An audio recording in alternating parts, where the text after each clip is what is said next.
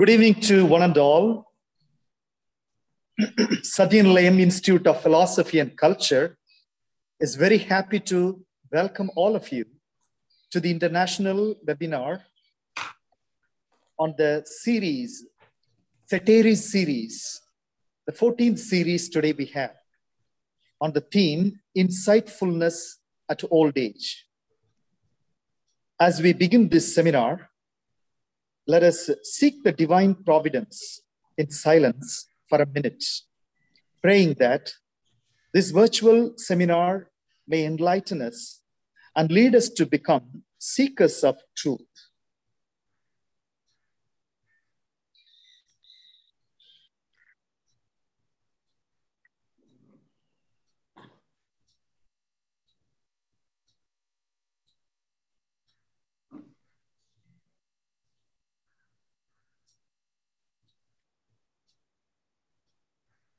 Thank you. Sadhyanlayam Research Institute of Philosophy and Culture is pleased to welcome all of you to this virtual seminar. On behalf of SNRI, I, Antony Das Stalin, a research scholar of Sadhyanlayam, SNRI, extend a hearty welcome to Dr. Rohit Kumar Kankar, biosocial anthropologist, senior mission manager, Age Care Help Age India, who has kindly accepted our invitation to share his thoughtful insights in his paper. Welcome, Dr. Rohit Kumar. We also welcome research scholar Philip Sisi, who would also enlighten us with his presentation of a paper. Welcome, Mr. Philip.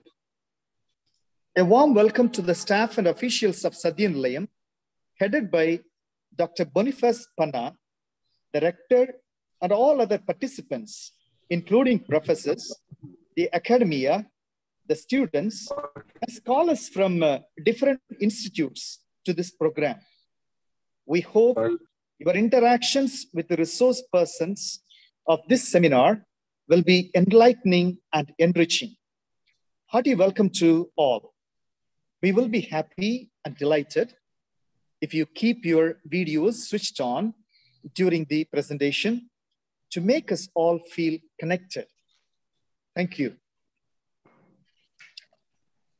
A few words about our institute. Sadhyanlayam Institute of Philosophy and Culture, that is shortly called as SNRI, it is located in Chennai. It is approved by the University of Madras. It's a Jesuit research center for philosophy.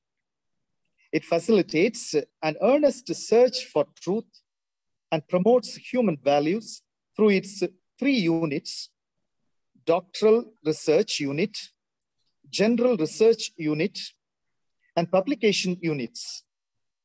It also serves as a center for dialogue between the philosophical traditions of the East and the West. It encourages scholarly efforts to understand the earthly struggles of men and women and offer them possible ways and means for integral liberation. The publication unit of the Institute brings out a biannual journal, Sadhyanlayam Chennai Journal of Intercultural Philosophy. The doctoral unit organizes various philosophical seminars, one such being the monthly webinar series named as Zetesis series.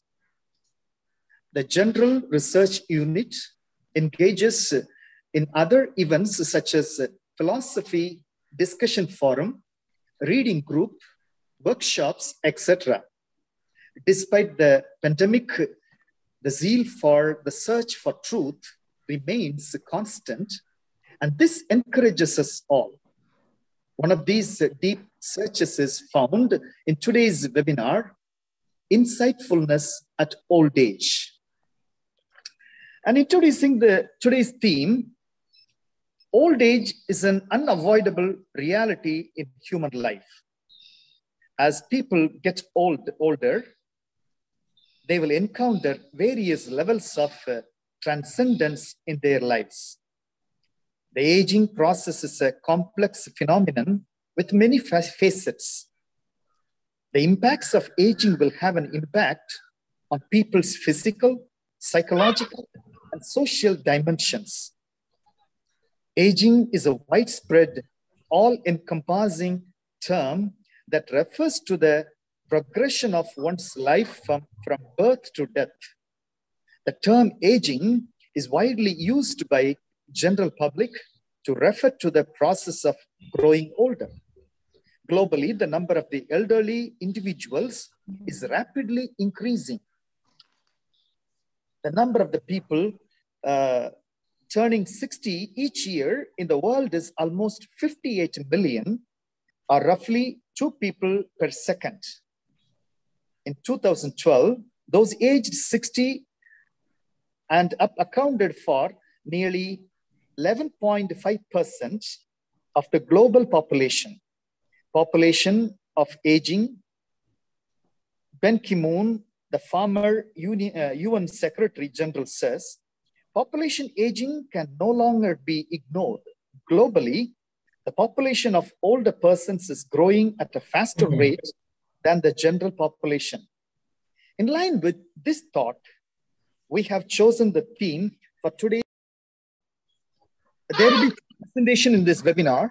The first presentation would concentrate on the theme, changes and challenges in old age and multi-dimensional perspective.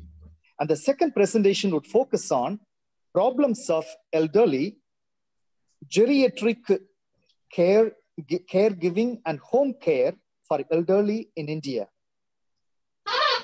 Now, the presentation on the changes and challenges in old age, a multi-dimensional perspective, it's given by our scholar, Mr. Philip. As we now move to the first presentation, we are happy to introduce Mr. Philip. Currently, he is pursuing research on gero-transcendence and meaning of life in the process of aging in the Indian context under the supervision of Dr. Lawrence Fernandez. Philip did his MPhil from Madras University, Christian Studies Department in 2010. He holds a master's degree in library science. He was the librarian of Jubilee Memorial Bible College in Chennai. From 2016 onwards, he has been working with an NGO called Astha Kiran. He has 2 journal publications as a philosophical reflection on correspondence in human life and values, and a comparative study on subjectivity based on Gero's transcendence theory and a Q methodology. May I now invite Mr. Philip, the scholar, to present his reflection on changes and challenges in old age, a multi-dimensional perspective. He will present his paper for 20 minutes, followed by a discussion and interactions. Thank you.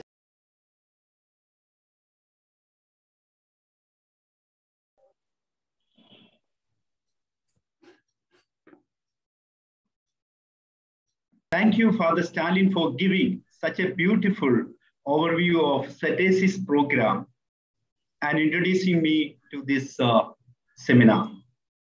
This evening, I would like to present a paper on changes and challenges in old age, multi-dimensional perspective. Aging is a worldwide phenomenon. The global population has been progressively aging during the previous few decades. Old age is an unavoidable truth in the lives of humankind. People will experience various degrees of transcendence as they grow older. The process of aging is a multifaceted fact. People's physical, psychological, and social characteristics will be affected by the effects of aging. As people grow older, they will experience both visible and invisible changes. The study of aging is known as gerontology. Gerontology is the study of the physical, psychological, and social aspects of aging. This presentation will take a quick look at the physical, psychological, and social changes that older individuals endure, as well as the changes they encounter. Scenario of aging. Aging is a worldwide issue. Regardless of where people reside or their cultural background. Two processes are responsible for the massive increase in the number of elderly persons around the world. They are decrease on fertility and mortality. Reduced mortality translates to a longer life expectancy, resulting in a bigger proportion of elderly individuals in the population. The decline in fertility conveys to a smaller proportion of young people in the population. Worldwide situation. Over the last 75 years, the number and percentage of people aged 60 and more have steadily increased worldwide.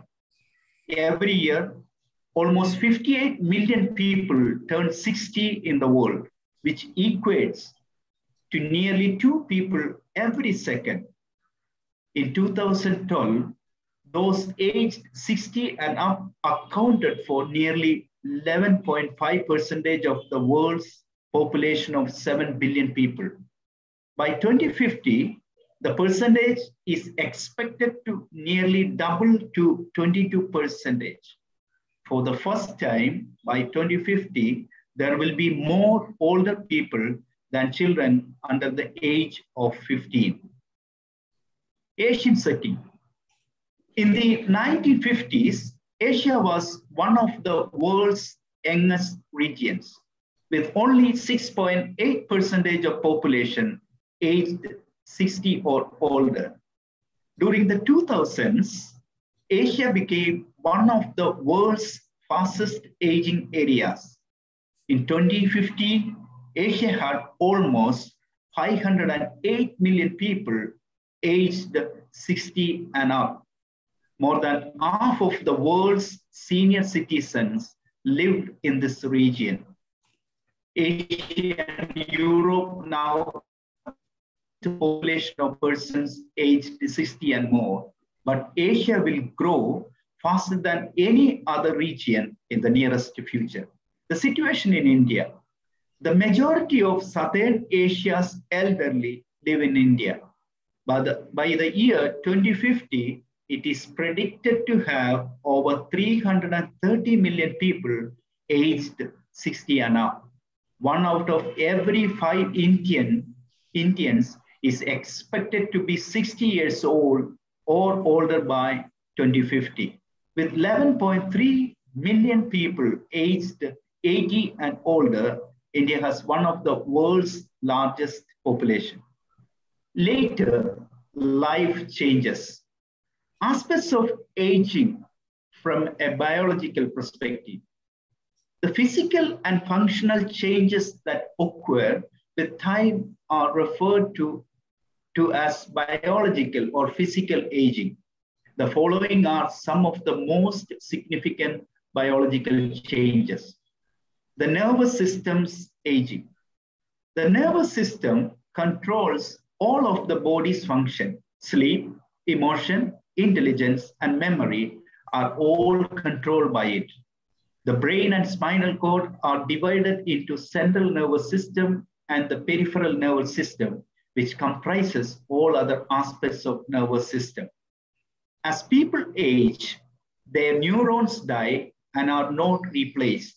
The impact of cell loss varies depending on where in the nervous system it happens. Some areas of brain lose very few cells, Due to the loss of these cells, many older adults have reduced flexibility, delayed mobility, and a stooped, shuffling stride. The sensory organs aging. Sensory organs provide individuals with information about their surroundings. Changes in the sense of sight, hearing, touch, taste, and smell substantially impact both physical and social interactions. As people get older, their sensory capacities grow less sensitive. The skeletal system's aging. Bones, cartilage, and connective tissue make up the skeletal system, which serves many functions. It serves as the body structural foundation, protects vital organs such as heart and lungs, provides muscular attachment sites, and acts as a lever to aid muscles in making movements. As people become older, their skeletal system change, which impacts their daily activities and overall health. The muscular system's aging. From the massive muscles at the front of the leg to the tiny muscles in the eyelid, the body's muscles vary in size and shape. The skeletal system and skeletal muscles work together to move. To accomplish an action, most muscles must cross a joint. As people get older, they lose muscle strength and aerobic ability, which begins around the age of 30, but it usually not noticeable until around 50. Between 30 and 80s, a person's muscle mass may decline by 30%. Some other changes. Other biological changes such as aging of the reproductive system, aging of the cardiovascular system, and so on, occur throughout a person's life. On its own, the natural process of aging is rarely fatal.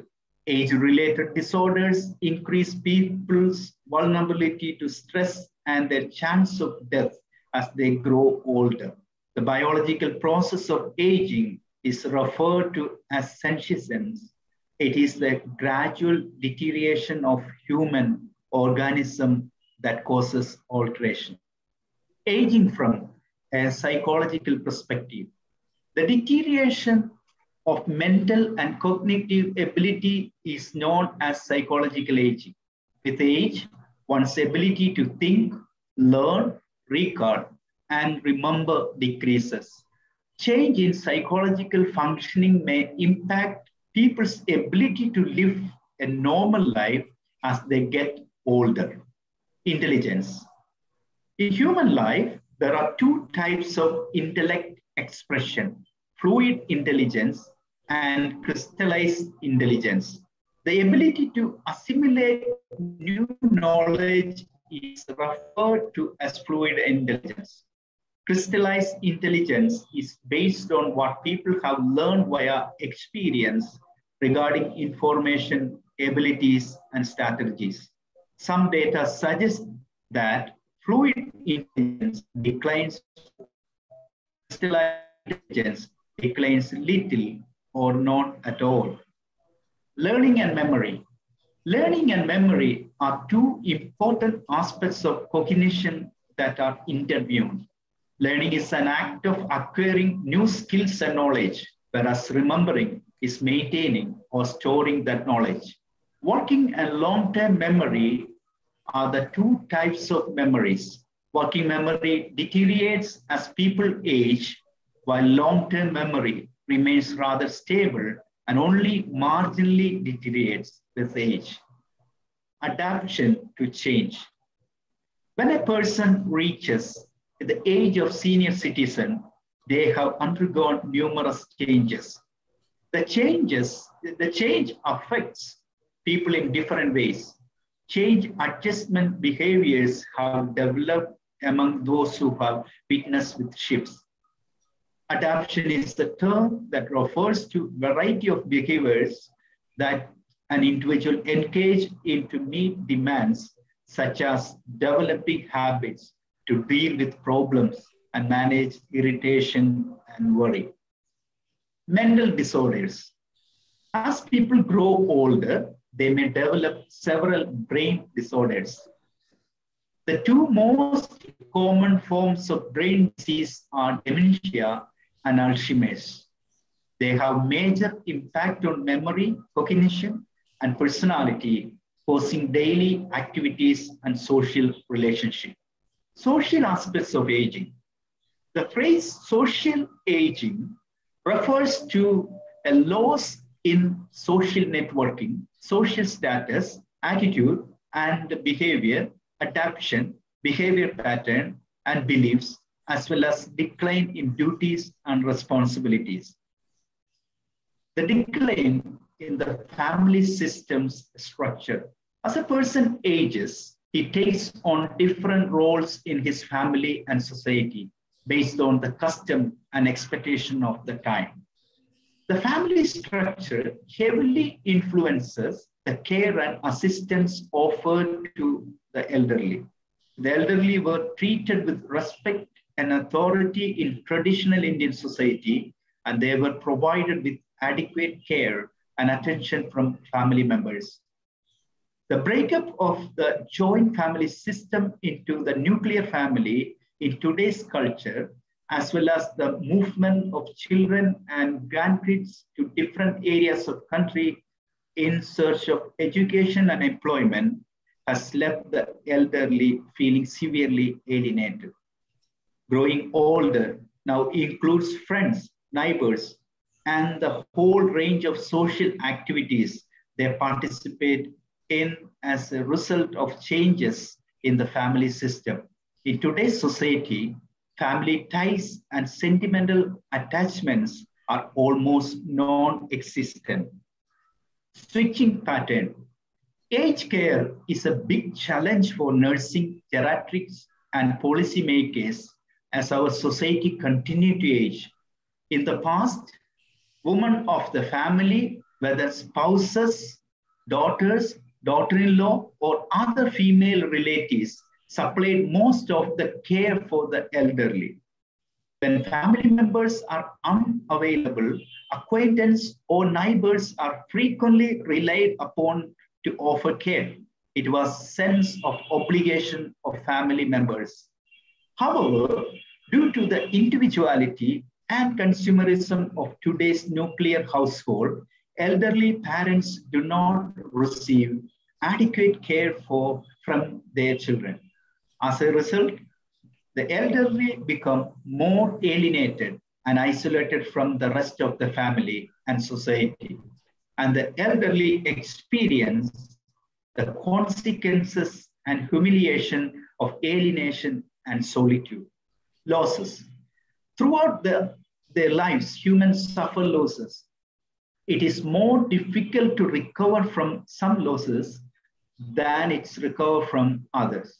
Physical ability may deteriorate, such as using an arm or leg, eyesight and manual dexterity. Losses in job and activities are commonly associated with these losses. The hobbies or function that once gave significance to one's life may have changed drastically. Making new acquaintance, learning new skills, and achieving lifelong objectives may be impossible or severely limited. Later life changes. People around the world face a range of difficulty as they get older. They are mostly based on physical, psychological, and social factors. Physical challenges. Diseases associated with old age. Though there are certain benefits to growing older, there are also some drawbacks. Certain diseases make people more vulnerable as they age, but they are not a necessary consequence of aging. Diabetes. There are two types of diabetes. Diabetes type 1 is an autoimmune disorder. Diabetes type 2 is caused by a genetic predisposition. This kind of diabetes mostly affects persons in their 50s and 60s. Arthritis. This is a term that refers to a set of over 100 rheumatic diseases that ailments that can cause joint pain, stiffness, and swelling. Osteoarthritis and rheumatoid arthritis are two most common types of arthritis. The wear and tear of everyday existence causes osteoarthritis. Rheumatoid arthritis is an autoimmune illness that develops when the body immune system destroys the joint cell lining. Cancer. Human cancer is primarily a disease of old age. Because our cells change over time, they become more vulnerable to genetic harm and less capable of dealing with it when it occurs. Much of the problem is thought to be caused by our immune system inability to detect and destroy abnormal cells as soon as they arise, allowing those cells time to grow into the potentially lethal cancer. It is likely that hormonal changes that occur during this time lead to increased risk of cancer in older people. Alzheimer's disease. The elderly face a variety of health issues. Alzheimer's illness is one such issue. It all starts with amnesia as a symptom. Individuals' brain shrink as they age, resulting in the elderly losing essential cognitive function. Alzheimer's disease is very common among people over the age of 65. Psychological challenges. The psychological changes in the individual create slowness in thinking and memory, decrease in consciousness and activities, and experience lack of sleep. Loneliness. Loneliness is one of the most common psychological difficulties that the elderly encounter due to the shift to nuclear family. Loneliness is induced by a person's lack of social connections. Loneliness can also be caused by losing a relationship, retirement from career, or physical infirmity. Dementia. Dementia is a word used to describe a group of diseases that impact memory, other cognitive abilities and behaviors, and greatly impair a person's ability to carry out daily tasks. Even though age is one of the biggest non-risk factors for dementia, it is not a natural component of the aging process. Dementia develops when nerve cells and their connection in the brain are damaged or lost. Depression. Depression is one of the major challenges that many older adults confront. Anxiety in the elderly is the main cause. They are continuously bothered by their physical limitation, which leads to sadness.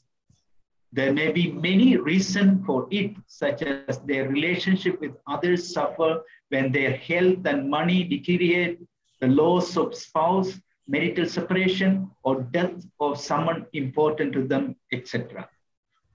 Social challenges.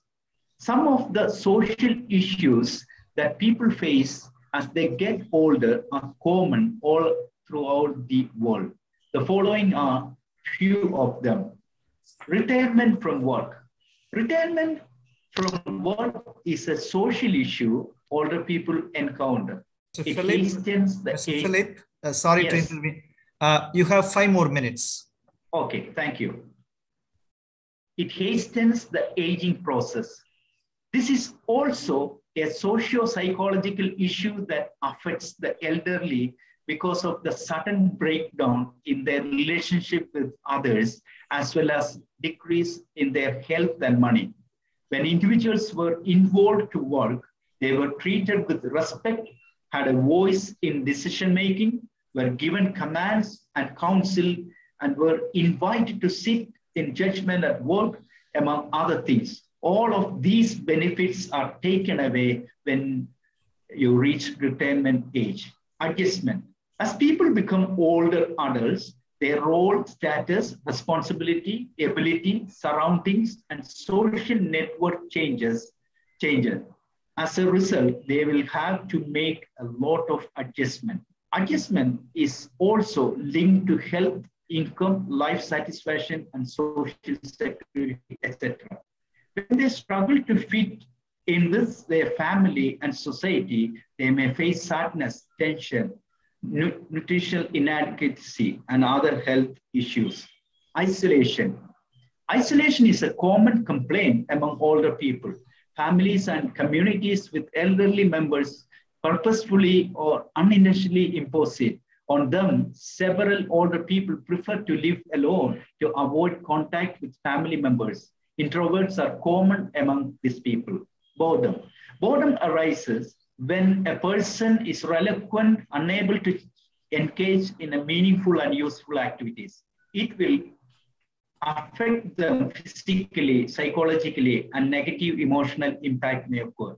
The elderly who are frail and reliant on others require physical, mental, and emotional care and support. They will feel neglected if it is not happening. The shift to nuclear family, changing lifestyle and attitudes, and distraction from television, social media, among other factors, have resulted in increased family and community neglect of elderly. Lowered self-esteem. Isolation, neglect, withdrawal of responsibility, loss of value, and other factors contribute to low self-esteem. The elderly self-confidence cannot be restored unless these factors are discovered and self-confidence is built in them. Monetary difficulty. When a person reaches a certain age, the first thought that comes to mind is about money. If the elderly only source of income is their employment pension or old age pension, financial difficulties play a large role in the lives of elderly. Those who have no source of income may be forced to rely on their children. This brings grief and worry older people, as they say. The rapid changing socioeconomic and democratic environment has resulted in a remarkable shift in the social status of elderly, making them vulnerable, neglected. Elder abuse is one of the consequences of marginalization. Dealing with old age is a challenge. It has become more complex as each person must deal with is their own. People are more vulnerable to elder abuse as they become physically and psychologically weaker. Some of the influencing factors elder abuse include attitude of the younger generation, a lack of interpersonal relationship, and the perception of elderly as burden. Elder abuse is influenced in family turmoil caused by older persons' presence, a pattern of violent interaction with family and social isolation. It has been only recently that recognized a serious problem. The 21st century is referred to as the aging century. Both the developed and developing worlds are seeing an increase in the number of elderly individuals. The massive increase in the number of older persons around the world is a significant concern that countries are currently addressing. India is not immune to the aging phenomenon. The number of elderly people in the country is steadily rising. As a result, families, organizations, and governments will have to plan and prepare for the forthcoming reality. Furthermore, because of old age affects everyone, the consequences and challenges of an aging population are major concerns that must be addressed. Thank you. Thank you. Thank you, Mr. Philip. Very beautiful presentation. And now the floor is open for more of discussions and interactions.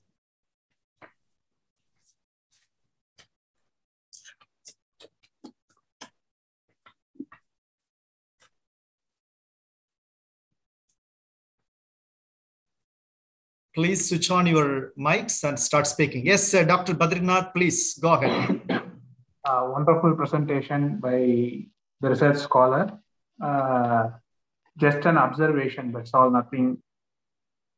He has wonderfully explained and elaborated about the various challenges people face when they get older and the diseases associated with old age and the problems that come along with old age, and it is something like what we face today. Exactly, number of senior citizen homes are increasing.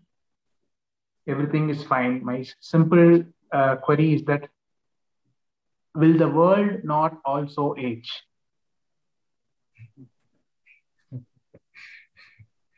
Yes. Say you told by 2050, why I'm asking you this is, by 2050, you told that the number of senior citizens will be more in population when compared to younger persons. Yes. That's the world that never age. I mean, we call in Indian philosophy Treta Yuga, and now it's Kali Yuga. And world is, I mean, we face so many natural disasters we incur because of man being exploiting nature to a remarkable extent. So does the world age ever? Or the world will 2050, then we can talk about 2100. Is it endless? I mean, that's my query. That's all.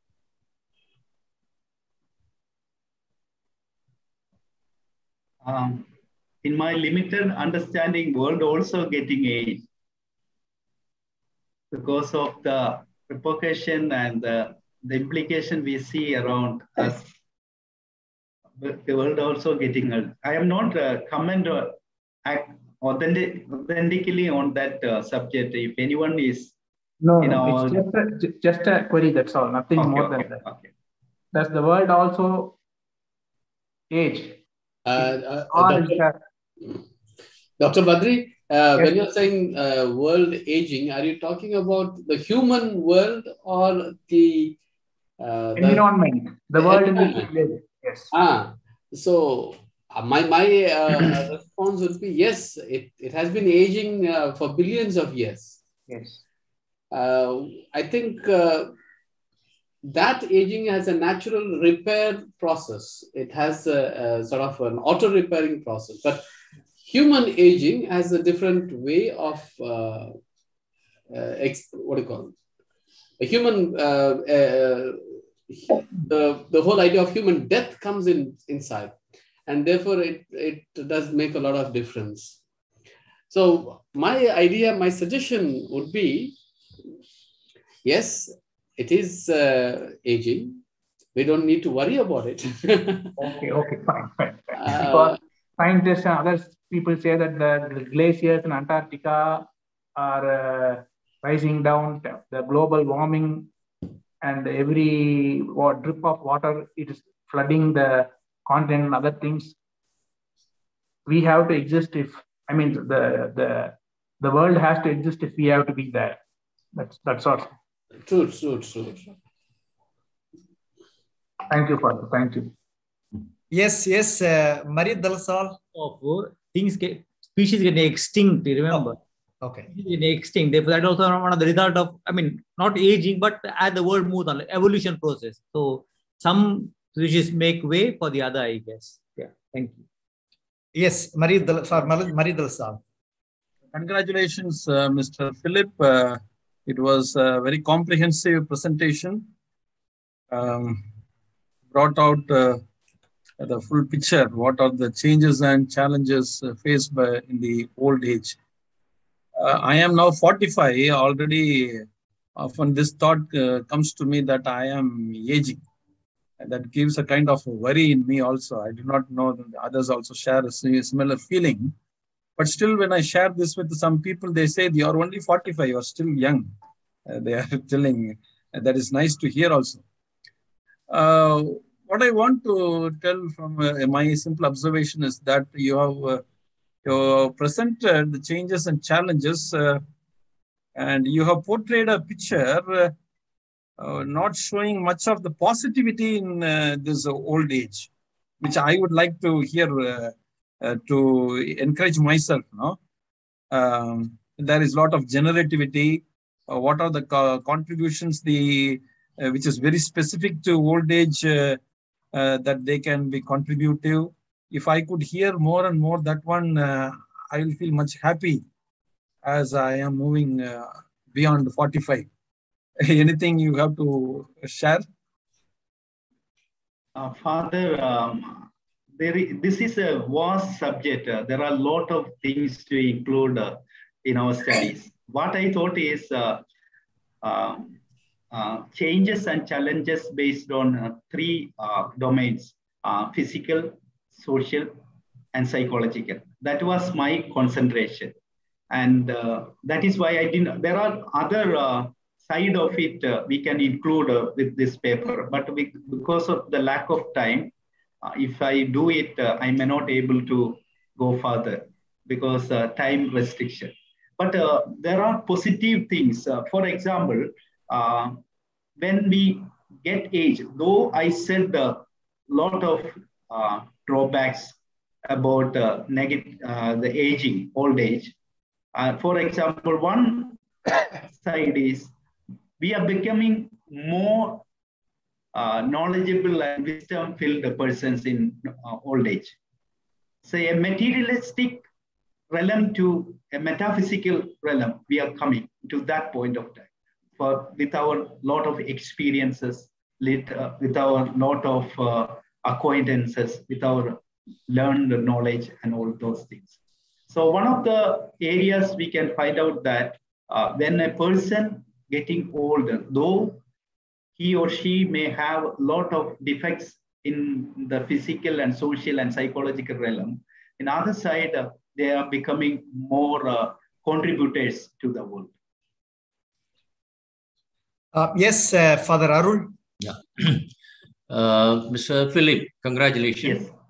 In the beginning, I missed your talk a few minutes. I came a little late, but observing very much interesting because I am 68 years old, but I feel very youth. You are young. Now my question is social and psychological aging. You know, some are grown early and aged soon. Even though they are 40, they behave like 60, 70 like that. But some still feeling youth, even though they are aged after really they have grown. The age, different. You suppose I am. So I am feeling very much youthful still now. So I am asking you, what is the reason? What is the reason they are feeling but this 60, 68 is somewhat feeling at home with youth, but very much youth. But then aged one. See, suppose I am meeting the aged one, I'm not feeling at all at home. But with the youth, I'm very much energetic, and I can express so many things to them like that. It's a kind of reason for it. Father, there is a saying, age is only a number. Okay. And see, there are two ways of thinking it. In Western culture, they divided into three division, old age. They begin, the old age begins there 65. 65 to 74, they call this pre-old age. Okay. Then 75 to 84, they said the mid-old age. Okay. And 85 to above, they said old age. When it comes to our own context, in Asian context or Indian context, we start our old age with 60.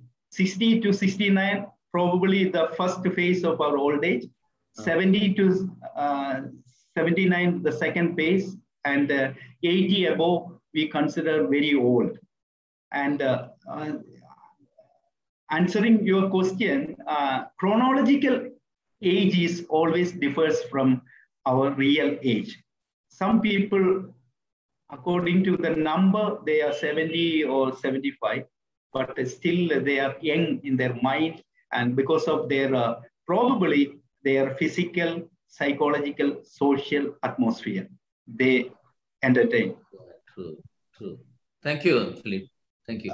Just want to add on to what we are just now talking about, youthfulness. I would like to also look at this. There is an entire trap of being youthful. There is a whole idea of the world glorifying the youth age, the young age. Now, you look at the advertisements, you look at the movies, the physical strength is all that we need. the romantic side of life is all that we need, is all that is being glorified. Now, well, I think that is another marketing strategy, wherein they are saying being youthful means being productive, being youthful means being beautiful, being youthful means being on the move. So in a way, this is a philosophical reflection that I'm offering. In a way, when we are glorifying youth, the whole concept of being young and being youthful, you are in a way negating childhood, adulthood, and old age. But human life is a package of all these things. So I would like to say, yes, young people are beautiful, but so also are old people. So I don't need to pretend to be 20 years old now, because physically I don't have that energy of a young person. If you ask me to go and play football at this age, maybe I might break my back, but that energy I may not have.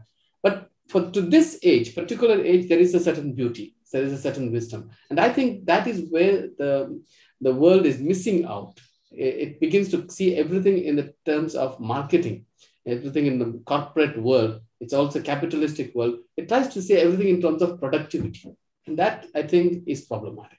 Thank you. I also want to add something. Yeah, along with the thought of Dr. Robin. Yes, the advertisements we get, they lead us to think productivity is connected only to youth. That is the problem. We don't mind youth are hailed as productive. Of course, they are productive.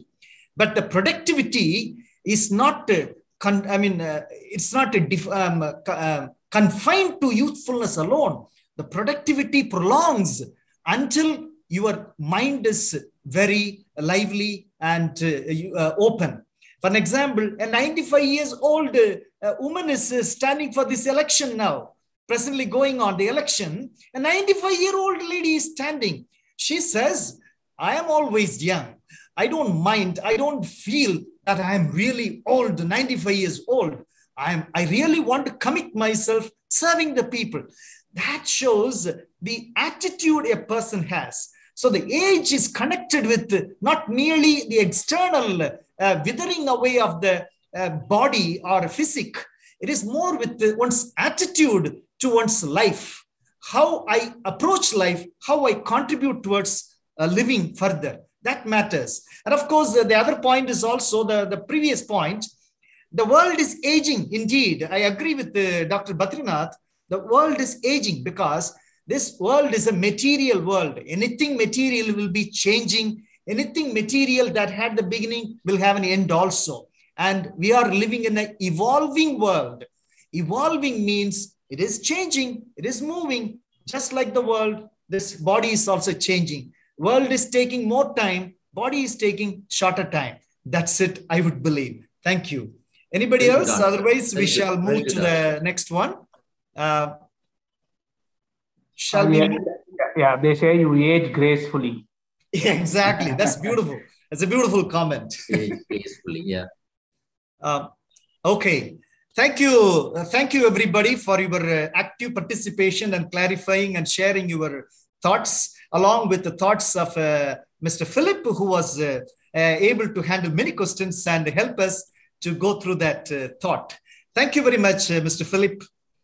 And now this is a time, not a commercial break, but it's a time to say something about our institute and all that activities going on in our institute. May I invite Father Lindsay Lobo to share some of the activities in the institute. Yeah. Thank you, Stalin. So today, basically, I have 3 announcements to make. Firstly is SNRI is having a book review. In the sense, we invite you to pick up a book and write a review about it, which would also feature in our journal. So a few steps that are need to be followed for this. First and foremost, you are free to choose a book that has been published in the last 2 or 3 years, either on philosophy or any related subject, such as sociology, anthropology, culture, etc. Then you could get the consent of the editor and write a review of the book that you have chosen. And this is basically in order to avoid duplication. Next, you can highlight the main theme and the sub-themes and make sure that this is in simple language so that anyone who reads it will get a gist of it. And the last date of submission for this would be the 20th of March. The next announcement is we also have a series called as Philison, wherein series of talks on various topics. And this is something we invite you also, if you have certain interesting topics to contribute, you could come and we would record them for you. Apart from that, we also ask you to check our YouTube channel for various talks on certain themes. And lastly, SNRI also will be organizing a couple of seminars in the month of April, that is the 8th and the 9th of April, on themes of well-being and solidarity. So once again, you will be intimated about these events through our mailing list. Thank you, and over to you, Stalin. Oh, thank you, Father Lindsay, for your clear announcements. Now, Father Lindsay is the coordinator of program in Sadhyanlayam. Thank you, and wish you all the best, Father Lindsay. Now, it's time for a photo session, right? So please switch on your videos and give a good pose, of course.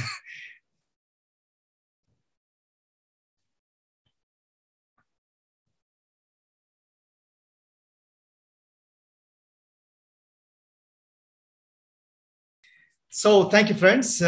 Now we are moving towards the next paper, a paper on problems of elderly,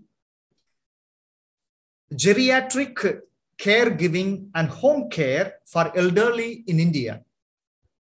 This presentation is by Dr. Rohit Kumar, who will address us on the theme, Problems and Elderly, Geriatric Caregiving and Home Care for Elderly in India.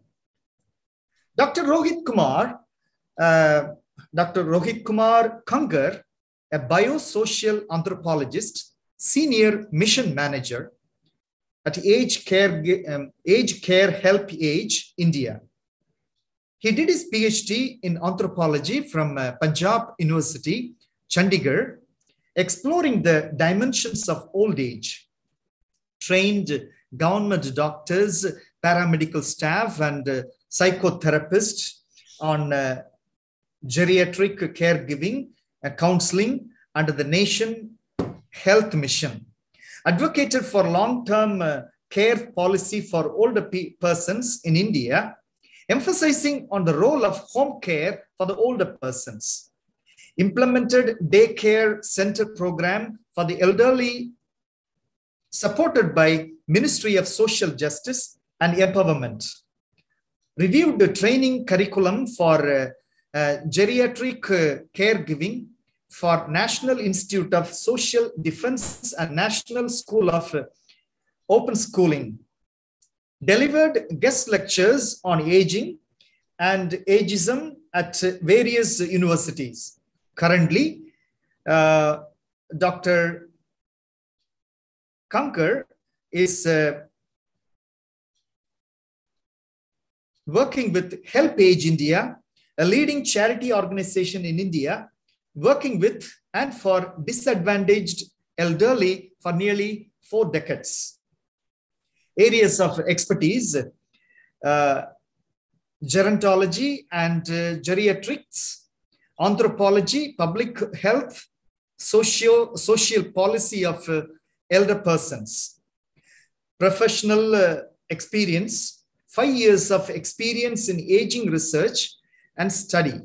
More than 4 years experience in development sector managing international projects on the long-term care for older persons in India, and several indigenous projects on mission age care at Help Age India.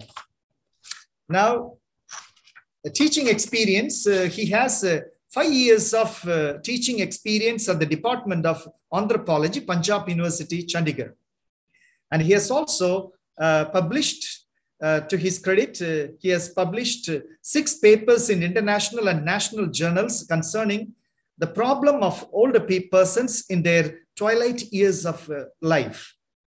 And he has also conducted and participated in conferences, workshops, and symposium, around 12, international, both international as well as national. May I now invite Dr. Rohit Kumar Kankar to make a presentation on problems of elderly, geriatric caregiving, and home care for elderly in India. As before, he also will be presenting his paper for 20 minutes, followed by discussions and interactions. Welcome, Doctor. Thank you very much, Mr. Stalin, for a detailed introduction. Very good evening to everyone. Just give me a minute. I'll just share my screen and I can start my presentation then. Is this fine? Yeah. Thank you. Yeah, so good evening, everyone, once again. I'm Dr. Rohit Kumar, and basically I'm a biosocial anthropologist. I'm working with HelpAge India for past 5 years. And I would like to present today on problems of elderly geriatric caregiving and home care for elderly in India. So before I start my presentation, I actually want to quote one of the sayings by Sir James Sterling Ross, who is rightly saying that you do not heal old age, you protect it, you promote it, and you obviously extend it. And this is something I think which is promoted by WHO also, World Health Organization, wherein they are promoting the concept of active aging. So which has been picked up by not only the developing, the developed countries, but also by the developing countries like India and the other Asian countries. Before rushing on to the main topic of my presentation, I just want to give 2 slides to my organization, the tremendous, great, and significant amount of work that HelpAge India is putting forward in care of elderly person for the last 4 decades. So HelpAge is an organization that is working for the poor and frail elderly with an aim of fighting against isolation, poverty, and neglect. At HelpAge, we have various missions under which we all work. These are the missions that I have listed here: healthcare, aged care, livelihood, advocacy. These are the missions under which various programs are run, and there are numerous numbers of beneficiaries that are getting benefit by the programs that are running under various missions. For example, under her healthcare mission, we have mobile Medicare units, which is called as MMUs. We have a vision restoration program wherein we are providing cataract surgeries. We are also into cancer care. Under aged care, we run a 24/7 helpline. We also run wellness and daycare centers, physiotherapy centers. We also own our old age homes. So HelpAge is running currently 7 old age homes in 5 states. We also do work on elderly caregiving. In terms of providing livelihood to the older persons, we are setting up elderly self-help groups. We are also helping them to enumerate linkages with the government programs. We are also stepping ahead with the advocacy of older persons related to pension, a universal pension scheme for all the older persons. We advocate for their food and health, and also we promote the feeling of intergenerational bonding. So as I said, it does not bring justice that I am concluding the tremendous amount of work that HelpAge is putting forward in just 2 slides, but I am trying my best to actually elaborate on the amount of work that has been done by HelpAge India. So HelpAge is basically operates, as I have earlier told you, the mobile healthcare units. There are 154 mobile healthcare units across India, and which is the Asia's largest healthcare network for elders. And we provide 2.9 million free treatments to the older persons. HelpAge runs an elder helpline in 21 states and capitals in India. We conduct nearly 50,000 cataract surgeries in 19 states. We also have done some work on palliative care. We have provided 1.5 lakh physiotherapy treatments to the elders in 18 states. We also support 5,500 elder self-help group, and we run our own old age homes. Now, moving on to the main topic of my presentation today. So let us start with the process of aging. What is aging? Why do we want to study aging? What is there that makes us to, understand the process of aging? We all know that India is an aging nation, and according to United Nations criterion, any country whose aging population or elderly population exceeds by 7% of the total population, then it is known as an aging nation. So India has already surpassed this 7% back in 2001, wherein we are now called as an aging country. Whereas in case of Japan, which has moved further, which is also now they are calling their country as a super aging country rather than an aging country. Their population of aged person is growing very fast, and there is a whole lot of gray tsunami that is waiting to hit us, and time is ticking very fast. We need to understand the process, and we need to be prepared. We need to prepare our society, community, so that we are not able to we are able to mitigate the aftershocks of the gray tsunami. Now this slide basically gives you the aging population globally. So this is as per the United Nations Department of Economic and Social Affairs. So you can see that it is gradually increasing, and by 21st century you will see 3.1 billion elderly per person across the globe. One of the sustainable development goals amongst the United Nations is development and development of good health and well-being among the older persons. So keeping the pace of aging in mind, we also have to keep in mind that a good health and well-being is maintained by our elderly. So now moving on to the next slide, which tells you about that youngest India, also the one of the oldest. India has become one of the world's youngest country in 2020 with a median age of 29. But in our focus on leveraging this dividend, we are paying scant attention to another reality, India's rising elderly population. In absolute numbers, India's elderly ranks second in the world in the number of citizens in the 60 plus age category, next only to China. Research reveals that by 2050, India will have 1 out of every 6 of the world's elderly person. It will be the second largest home of the people in the 80 plus age group. Now, this slide basically gives you the old age dependency ratio in India. It is clearly seen that from 1961 to 2011, there has been an exponential growth in the number of older persons who has become dependent. From 10.9, we have raised to a significant number of 14.2%, and more elderly persons are becoming dependent, which is not an ideal case. There's a process of feminization of aging that has been happening. The current table shows that right from census in 1961, the number of females are outnumbering the number of males.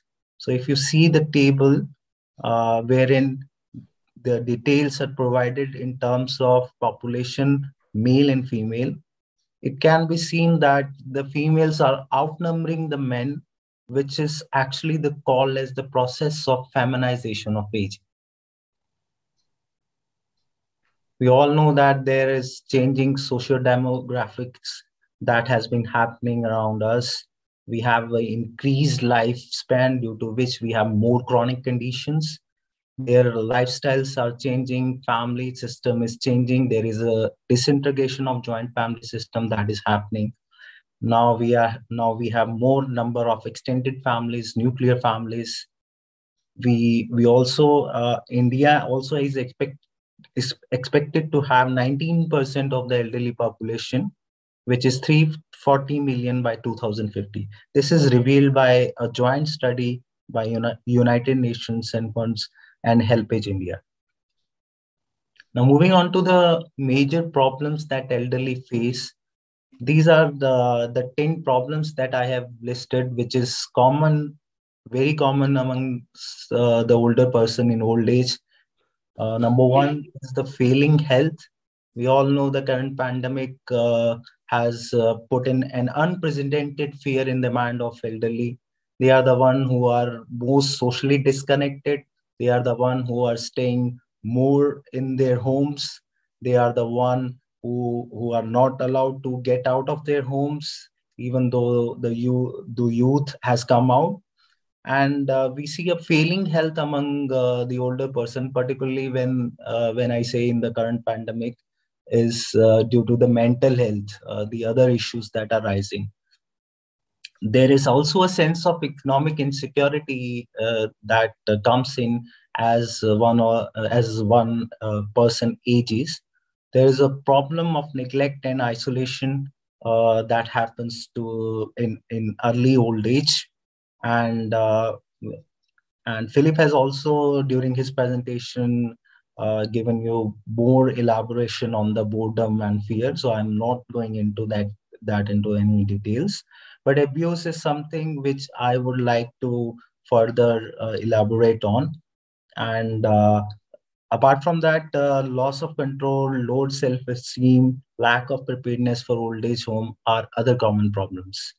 But as I say, abuse is something which I need to highlight in my presentation, because this is something which is not restricted to the developed world, but it has affected our developing nations, wherein traditionally we were living in a joint family system, and we were providing care to our elderlies.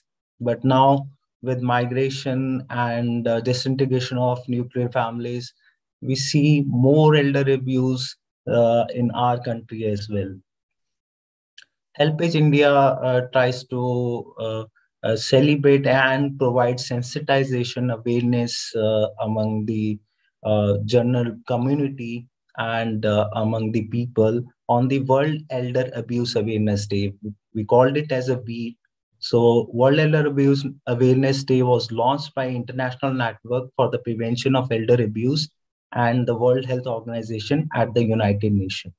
The purpose of WEAD is to provide an opportunity for communities around the world to promote a better understanding of abuse and neglect of older persons by raising awareness of the cultural, social, economic, and demographic processes affecting elder abuse and neglect. What is elder abuse? An elder abuse is any action or inaction committed by a person in a position of trust which affects the health or well-being of an older person. These are some of the signs of elder abuse that have been listed, so which includes frequent arguments or tensions between the family members, isolation and neglect, unexplained signs of injuries such as bruises, welts, or scars, broken bones, pains, or dislocations, report of drug overdose or apparent failure to take medications regularly, broken eyeglasses or frames, threatening, belittling, or controlling caregiver behavior as among some of the signs of elder abuse. The other signs, of course, includes the unhygienic living conditions, being left dirty or unbathed, unsafe living conditions, significant withdrawals from elder bank accounts, and sudden changes in the elder's financial condition. These are the various types of elder abuse that the elderly face during the old age, which includes physical, sexual, psychological neglect, abandonment, financial or material exploitation, and self-neglect. Self-neglect is something which I want to lay more emphasis on, because it is the behavior of an older person who is mentally not competent to make decisions and therefore threatens his own health or safety. Even the elderly refuses to take care of self. So this is what self-neglect can actually do to an older person. Now, what increases the risk of elder abuse among the older person? It is basically the dependency of elderly versus that of the abuser. Along with that, these are the strained relationship that an elderly person can have within the family and outside the family. Also, the caregiver stress, the amount of stress that the caregiver is taken by extending the help to the older person also accumulates to increase risk of elder abuse among the older person. Mental illness is, of course, another point wherein which increases the risk of elder abuse. Health status of the elderly also increases the risk of elder abuse. Now, when, where, and what to report? So volunteers, caregivers are generally known as the eyes and ears of an older person who can actually report any kind of abuse happening in anywhere in the society. Now, when and what to report? Any of the abuse indicators, example, injuries, dehydration, confusion, poor hygiene, can be reported. Where to report? Report, and this abuse can be reported under the Maintenance and Welfare of Parents and Senior Citizen Act 2007, Elders Helpline, Neighborhood Panchayat bodies, and lastly to the Police Department.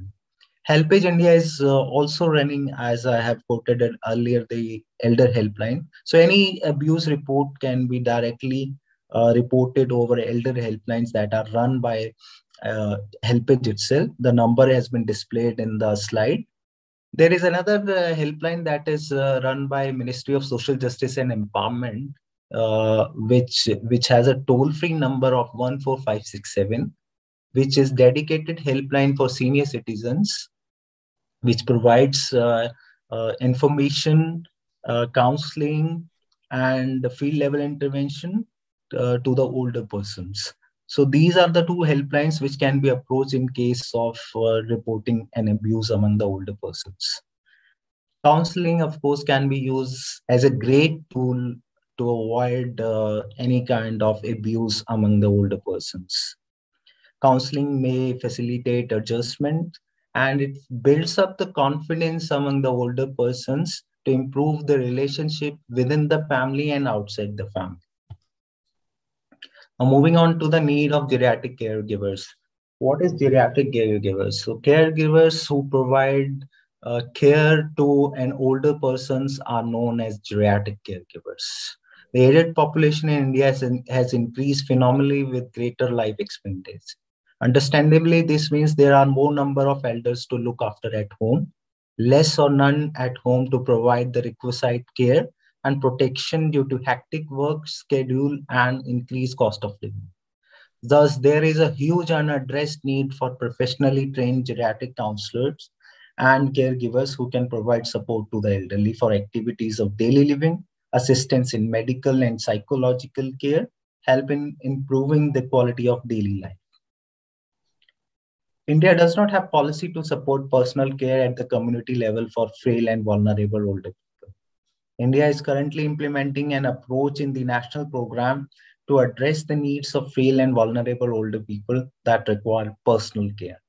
Personal care for older people is being offered through non-government organizations, but the services do not offer a sustainable community-based approach that can be replicated in other communities. Now, how the geriatric caregiver can help? The geriatric caregiver can help stop elder abuse. They can help in keeping the mental and physical well-being of the elderly. They can provide the signs of early detection. They can also provide palliative care to the older persons, particularly those who are bedridden. Geriatric caregivers can also enhance friendly visits. They can also help in developing age-friendly and communities and cities. They can also provide the elderly the healthcare education they require in their twilight years of life. Dr. Rohit, already you have taken 20 minutes. Will you finish within 5 minutes? I'll just quickly finish my presentation. Okay, sir. Thank you. This is largely the most interesting part of my presentation, because I have been handling an international project on home care, wherein we are providing home care services to the older persons by creating a cadre of geriatric caregivers and extending these services at the elderly doorstep. So we have been implementing this program in Leh Ladakh, Shimla and Kadalur region, and we have been providing our services to the elderly at their doorstep. These are some of the pictures from the program wherein we actually recruit the volunteers. We also do a training of trainers, and then these volunteers are actually providing care and support to the older persons. You can see in this picture that the community volunteer that is trained by HelpAge India under the Home Care Pilot project is providing care, first aid care. Basically, they are treating the wounds of the older person. These caregivers are trained by HelpAge India, and they are extending the services to the older person. Similarly, we've been able to reach out to various senior citizen associations, RWAs, so for the project, and we have been able to link this project with various linkages and other areas of concern. We have been able to also given the community level training to the older persons. Here are some of the pictures wherein the community level training has been given to the older persons and their family members. We have been also advocating closely with the government on the home care pilot project and the long-term care project for the older persons. So we have been able to develop the referral services and home care services.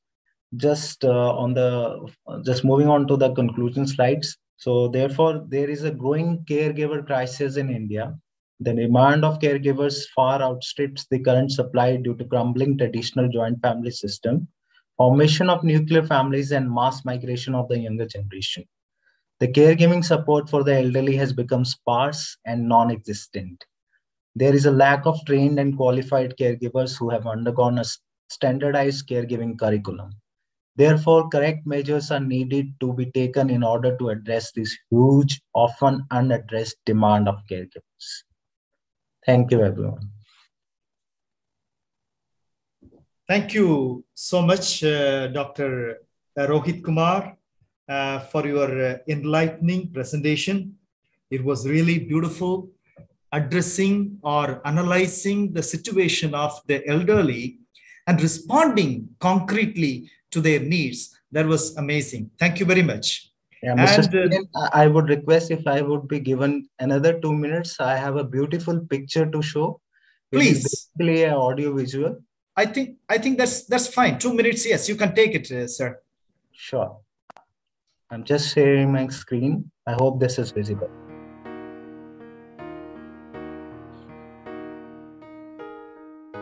In India, the tradition of joint families, where the old and young lived together, looking after each other, sharing their joys and sorrows, is fast disintegrating.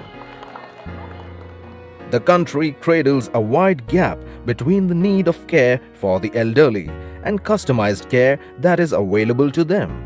The financial and emotional interdependence of a joint family system is on a downward swing, with youngsters migrating from smaller cities for better avenues. Their parents, mostly elderly, have to work to sustain themselves. मेरा नाम पद्मा है, मेरी उम्र 86 है, 86 है। इनके साथ है एक बेटा और ये रह रहे हैं जो इनको लुक आफ्टर कर रहे हैं। अब उसकी अपनी भी डे टू डे की प्रॉब्लम्स होती हैं, बाहर भी जाना होता है, इतना टाइम शायद वो ना दे पाएं। According to United Nations, a country is defined as aging when 7% of its total population exceeds the age of 60. In 2001, India has already exceeded the proportion by 7.7%, and which is further expected to reach 12.6% by 2025. Going by the increase in life expectancy, India is set to face the grey tsunami. It is projected that between 2000 to 2050, there will be a 700% increase in the population of those above 80 plus years, predominated by widowed and highly dependent old women, a phenomena of feminization of aging. With 40 years of vast experience of working for the disadvantaged elderly, HelpAge India, an NGO, has made home care for senior citizens its agenda. HelpAge International is supporting HelpAge India in taking this initiative to locations such as Shimla district of Himachal Pradesh, Leh and Ladakh in Jammu and Kashmir, Kudalur district in Tamil Nadu. We are running this project in urban Shimla and rural Shimla. We have selected 1000 beneficiaries and we have trained 300 caregivers. मैं HelpAge India के लिए काम कर रहा हूँ ले के लिए पिछले 1 साल से। तो इस होम केयर में हमने 500 बेनिफिशियरी आइडेंटिफाई कर रखे। उस 500 बेनिफिशियरी में साथ में हमने केयर गिवर्स उनके लिए और वॉलंटियर्स, कम्युनिटी वॉलंटियर्स हमने आइडेंटिफाई कर रखे। In the Kadalur model of home care program, which comes very successfully, the 20 villages have been covered. In the 20 villages, 1000 people will be have identified. HelpAge India has initiated this project, which would help the people who stay back in home, which would help by empowering the communities to take care of their elderly people. HelpAge India has been conducting training programs in various locations across the country to train youth as home caregivers. In this home care pilot project, we are trying to create a cadre of geriatric home caregivers who will provide their support and services to the elderly at their doorstep.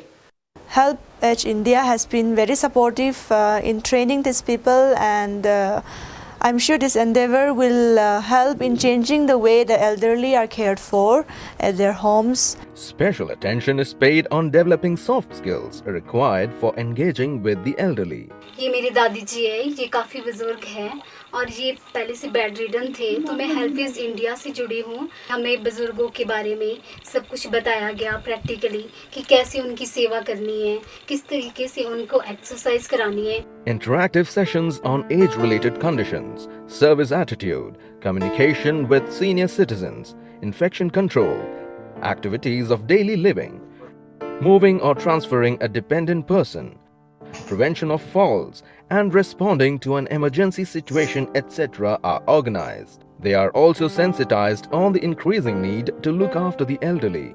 जो बुजुर्ग होते हैं उनकी हड्डियाँ काफ़ी week होती हैं और हमें नॉलेज नहीं होती कि उनको किस तरीके से उठाना है, किस तरीके से ध्यान रखना है।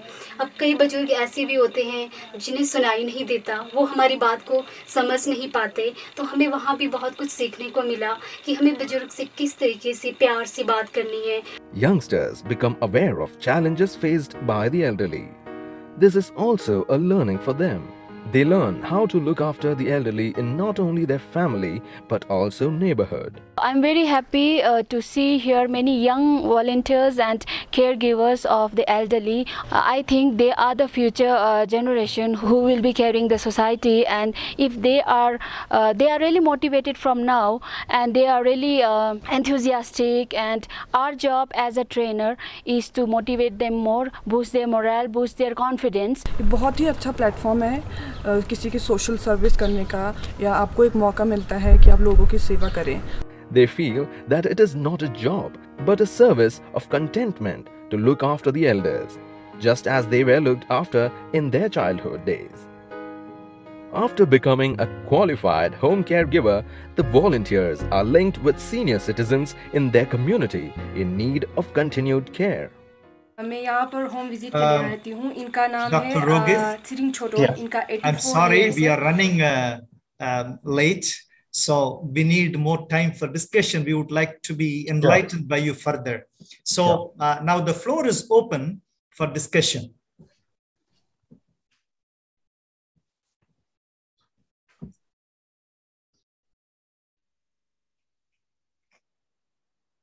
Yes, yes, Anthony, Father, yes, Anthony. Okay.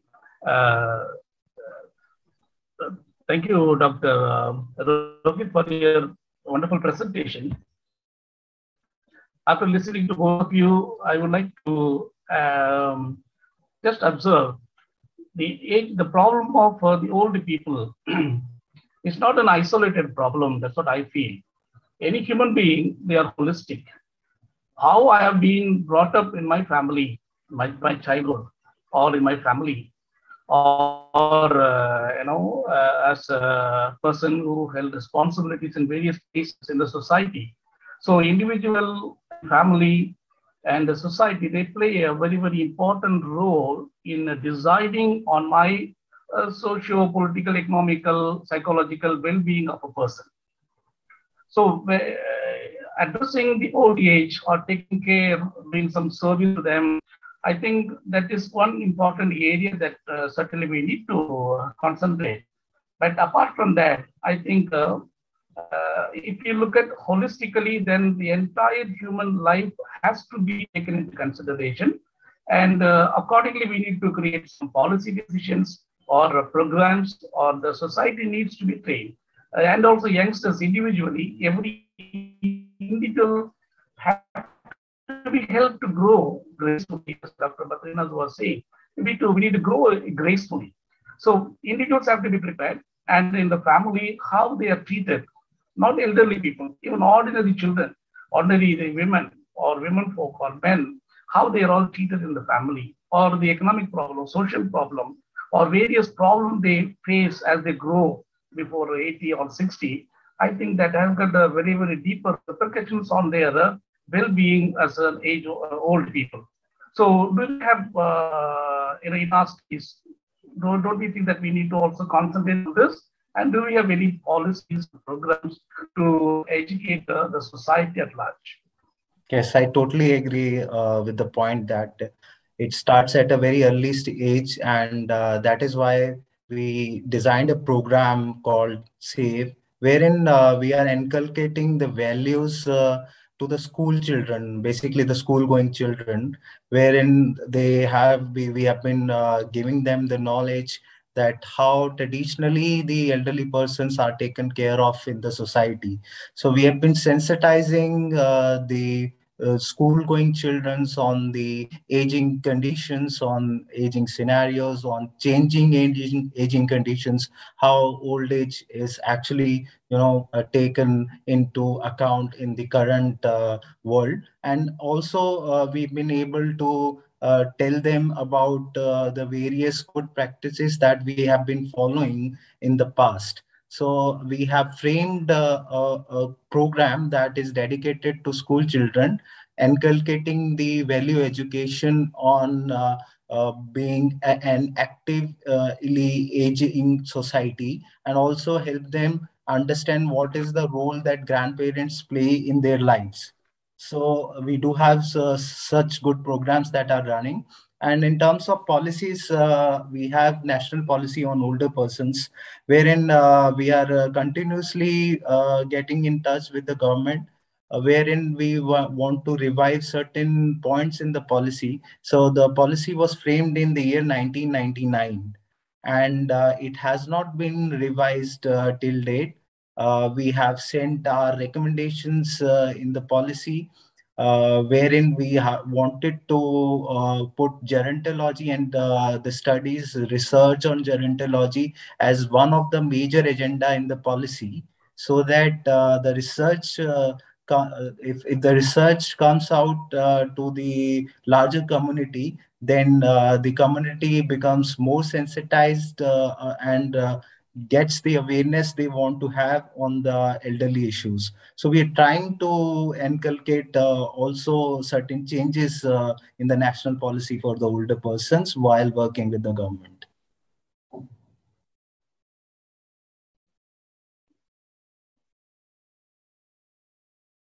Stalin. Go ahead, please. Yeah. Rohit, appreciations to you for, first of all, for the work that you're doing at HelpAge India. It's an amazing work, and definitely you're reaching to one of the most important groups that we need to have. Just following up on what you just now said and what Jesus said, I have two comments to make, and maybe you could respond to those. Number one, you talked about caregiver crisis, which is something very, very essential to be noted. But behind this caregiver crisis, I find two issues, and that is what I want to address.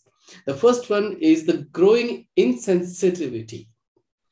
Now, why are we becoming more insensitive is the question that we need to ask, and probably you could ask, why is this growing insensitivity to the elderly, to the sick? Number two is the fading idea of a community. While on the other hand, we are creating artificial old age homes, why is it that we are having and not having, especially in India, why are we not having a strong sense of a community where the community, by community, what I mean is, the group of relatives coming together to take care of each other, the entire community social networking where one does not feel bored, one does not feel, why is it that idea of a community fading? So these are the two issues which probably I would be happy to listen from you. You also talked about the elder abuse. The elder abuse also comes because of this growing insensitivity and the fading idea of a community. Thank you. Yes, I do agree, Dr. Robin, on your 2 points that there is a greater insensitivity that has come in minds of younger generations. And there are studies that supports that there has been an incidence of rise of abuse of the older persons, particularly when we are moving from the era of 20th century to 21st century. There has been a greater insensitivity amongst the younger generations, and this probably may be due to the mass migration that is happening across various tier 1 to tier 2 to tier 3 cities, and wherein the younger generation is moving out of and they do not bother taking care of their the elderly persons. And fading of community is coming on to the second point which you have raised. The fading values within the community is something which we have been trying to encourage the community by giving them the necessary skills that are required to take care for an older persons. For example, when we were implementing this program within the community, so most of the community members were not sensitized and they do not have any idea that how a bedridden elderly could be given care of. So we provided the necessary skills. I think that empowerment of community is something which is required, which the Helpage India is doing, which also the National Health Mission under the government, they are providing the necessary skills and they are empowering the community, whether it is the senior citizen associations, whether it is the younger associations. So they are actually empowering the communities to understand the whole process and the whole dynamics of aging process. And also coming to the point that geriatric caregiver crisis has happened in India, that also relates to the fact that the younger population is really emerging, and they are moving out of their hometowns, and in terms of and also there is an impact of urbanization that has possibly lead us to this position. Thank you, Dr. Rohit. Yes, Dr. Badrinath. Doctor, just a small query. I mean, you made a statistics telling that females outnumber the males in aging. Any particular reasons? Yes. So there is a lot of research that has happened in past few decades why this number of elderly women is rising. So one factor which we have been able to find out and connect it biologically is the women are the one who have been marrying early, and marrying early actually adds into their number of years, or what do we say, the total number of years to the elderly woman. So also the fact that the age the median age for elderly men is 66, as compared to women whose median age is 69 years. So there is a 4-year difference already that we see in terms of the research that has happened. Probably these are the few reasons that is why the females are outnumbering the number of men. Thank you, Doctor. Thank you. Thank you. Can I, Dr. Rohit, can I also ask a question? Sure. Or rather add something to the discussion?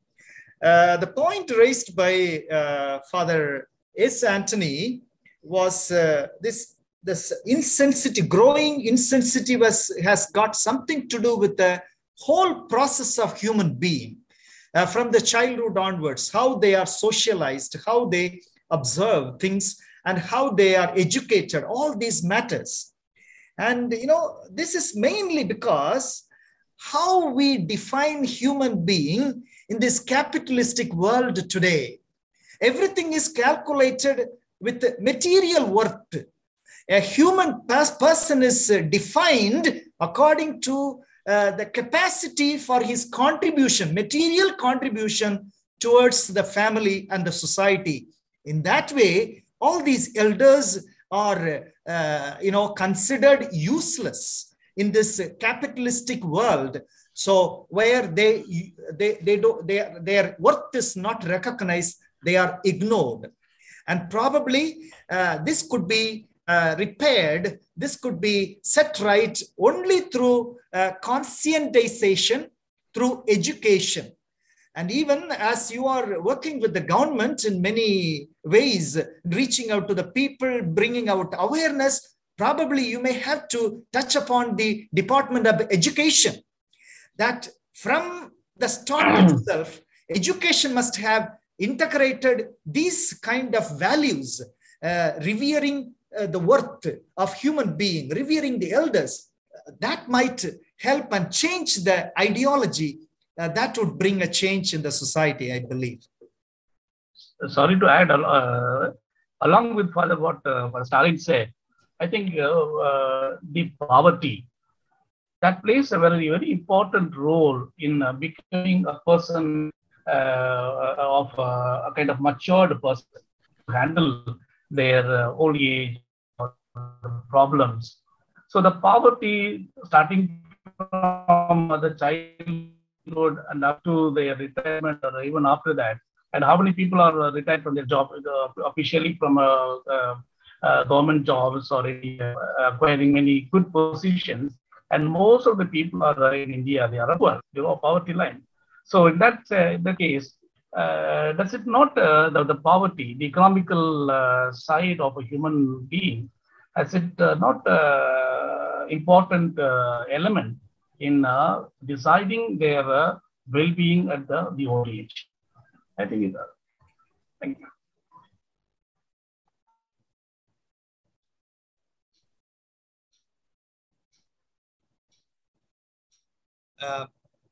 Any other questions? Yes, Father Arul. Yeah. This is an appreciation for Dr. Rohit Kumar. So doing wonderful work. Wonderful work, that is caretakers of aged one at present needed mission at India. So now I like clarification for the Dr. Robin. Young generation feeling insensitivity towards the society, and in the society, especially in the family, their families too. At present, a lot of elderly persons, most of the families, elderly members are admitted at the home for aged. So even though they are economically rich, and when they are admitted, the then at the age of 80, 90, like that. So my question is, as a religious priest, now there are a lot of sisters congregations running the home for aged. Whether you have any connection with them, since your mission is taking care of the aged. So any connection, Rohit Kumar? Yeah. So I actually had a bad connection. If you can repeat your question. Yeah. No, since the sisters congregation in India, religious congregation, they are running also the home for aged at present. Lot of home for aged. No. But now as a project, your project is a kind of it's a personal. Maybe the question is so that they're taking care of the aged. So whether you are interconnected towards their mission too.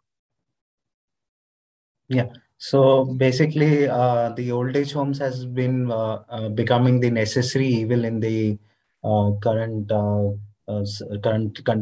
contemporary times, and we have been advocating to increase the number of old age homes in each district. So the Maintenance of Senior Citizens and Parents Act clearly says that every district needs to construct their own old age home with a facility of 30 to 50 residents. So this has been passed as orders to state governments by central government, and but this has not been followed. It has been there in the paper, but the implementation has been very poor. So the advocating we are continuously and gradually advocating for more number of senior citizens homes, so that those elderly who do not have a roof over their head actually finds out shelter and peace during their twilight years of life. Okay. Thank you. Any more questions? Yes, Dr. Badrinath. Your mic is not on. Maybe yes, go ahead. A question to add to what Father Robin had earlier said, that regarding the gender insensitization, the insensitivity of the people to accept old age. In the concluding slide, Father, Doctor, you showed it was only the young volunteers who were finally helping the old persons. Why does this mind does not come to the people who are living within the family as young person, part of the family? Why don't they get this attitude? It is finally the young volunteers from outside the family who are helping the elders. Why don't the persons within the family who are young do the same? What prevents them from accepting them, or the reasons maybe? Basically, we have, out of our experience, we have seen that majorly these are the elderly persons who are living alone. So their children has moved out in to find out good education, occupation, and so on. They have built their own lives, and mostly these people, elderly people, are living alone. They are staying alone. So to find out persons for their care and affections, we wanted to sensitize the community, and the best way is to focus on the youth that is present near the older persons.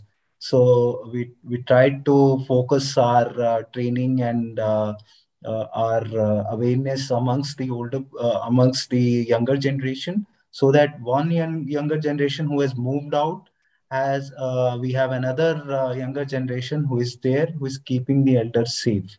So that the elderly also are not feeling suppressed, or also are not feeling depressed because of the fact that their real children are staying away from them.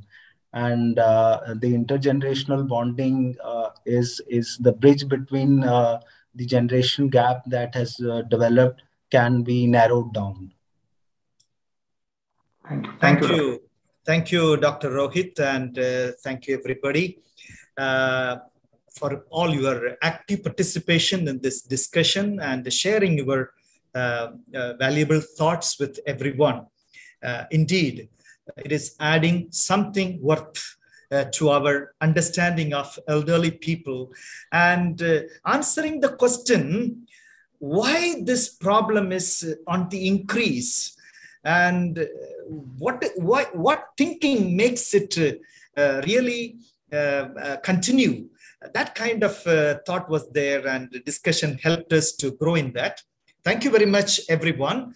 Now, over to Dr. Robin Sahai Seelan, the Director of Satyan Lane Research Institute. Thank you, Stalin.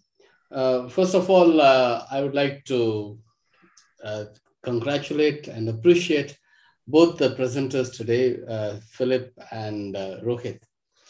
You know, it's a very, very vast topic and also a sort of a very different topic, very different, away from the usual topics that we have been having here in Satyan Lane Research Institute. I was just reflecting why, just a continuation of what Rohit was saying. You know, there is a repulsion, there's a feeling of repulsion of old age, of old people. There's also denial, you know, as young people, and now most of us are here middle-aged people, we have a denial, we are also on the denial mode. No, I will never get old, denial mode. And there is a great fear, the fear of upcoming old age. And so along with that, there is also social disconnect, which I feel very strongly today. That is what just now Rohit was talking about, intergenerational bonding. But there is a social disconnect with that, which I think also emerges from various other reasons. However, all this well said, the mere fact that Rohit has done a doctorate on this topic, and the mere fact that Philip is working on gerotranscendence, these are signs of hope. Yes, we are an aging community, but we are also a caring community, which we are growing. And I would really like to thank both of you. Let me begin with our scholar, Philip. Philip is a very genuine person, very genuine and open-minded person with a tremendous capacity to bounce back and with a sense of perseverance. I'd like to really thank you, Philip, for the wonderful presentation today you had. And for all this, also for being the person that you are. I think you can just at least show and give a round of applause to him. Wonderful. This is his first presentation, and I wish to appreciate and encourage you more and more, Philip. Keep going and keep the process going with the same momentum. I'd like to thank very specially Rohit. Initially, when we were identifying people who could come to our talk here, we got an information that Rohit would be the most apt person because he has a doctorate in that and he's also helping. So he has a balance of both academics as well as working directly. So something in philosophy, we have a concept called practical philosophy. And I think you really fit into that very well. Listening to you was a joy, you know, for two reasons. One is you are really passionate about what you're doing, and you seem to be very responsible, not because of the position that you hold, but listening to you, that comes across to me as you as a very responsible person. The second thing is you are a really busy person.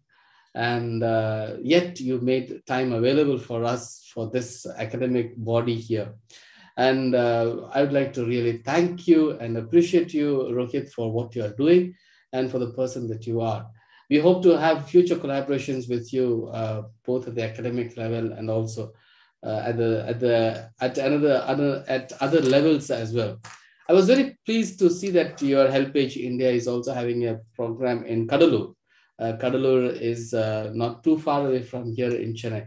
And when you come to Chennai for a visit, please do visit us. We'll be happy to have you in our midst for a short while or a long while, as you please. I'd like to thank Stalin, our research scholar, who, as usual, I think we should give a round of applause to Rohit. Thank you. Thank you. As usual, I'd like to recall how energetic Stalin is. Whenever he becomes the MC, there is a new life that is generated. And thank you, Stalin, for that, creating that, rekindling that energy in all the participants. Thank you, Stalin. Let's give him also a round of applause. I'd like to introduce to you, as well as thank our new administrative secretary, admin secretary, Mr. James Thomas, who has joined us from last month onwards. He's a very sincere, a very committed person, a very silent, but a wonderful person. Thank you, James Thomas, for joining us. Yes. Let's give also him I'd like to thank all the participants here. We have 26 participants, which is a very good number. And of that, I should really mention both Father P.S. Arul, the Minister of the House, who has represented almost all the staff here, and also Dr. Badrinath, who has represented all the doctoral committee members here. And also, I'd like to mention a special word of thanks to Father Stephen Joe, who is here all the way from Kodaikanal, and also a special word of thanks to Father Lindsay Lobo, our program coordinator. As usual, Lindsay has always been the backbone of all these programs. Thank you, Lindsay. Thank you, Stephen Joe. Thank you for the PS, and thank you, Dr. Patri. I'd also like to mention all other participants of the day, and a very special word of thanks to all our scholars present here, including our new scholar, Dr. Ruben Das. Thank you so much for all your presence. We hope to see you soon at another conference, maybe next month on the same date. We might have another Zetesis. And as Lindsay announced, we will have our next conference in person. We are moving slightly out of the hybrid mode. We will go into in person on April 8th and 9th. So we look forward to that presence. And once again, on behalf of the entire Institute, I'd like to make a special word of thanks to all of you, and good night. Thank you.